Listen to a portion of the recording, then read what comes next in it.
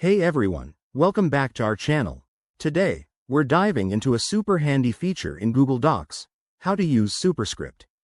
If you're writing scientific formulas, citations, or even just footnotes, Superscript makes your text smaller and raised for a polished look.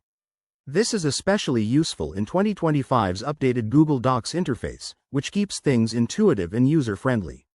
Let's jump right in. First things first, open your Google Docs document and select the text you want to superscript.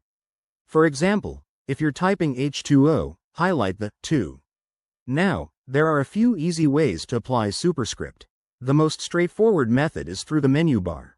Go to the Format tab at the top, then hover over Text, and click on Superscript.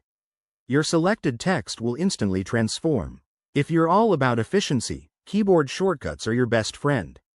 On a Windows computer, just press Ctrl plus the period key, that's the dot. For Mac users, it's Command plus period.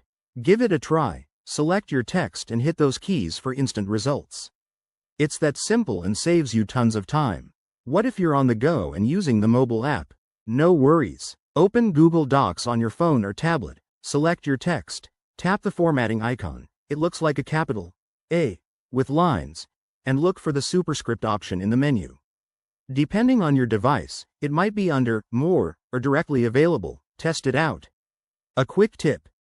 If things don't look right, you can always undo with Ctrl plus Z on desktop or the undo button on mobile.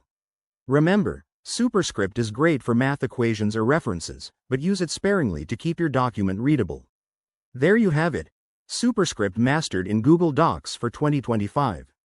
If this helped you, smash that like button, subscribe for more tips, and let us know in the comments what tutorial you'd like next. Thanks for watching, and see you soon.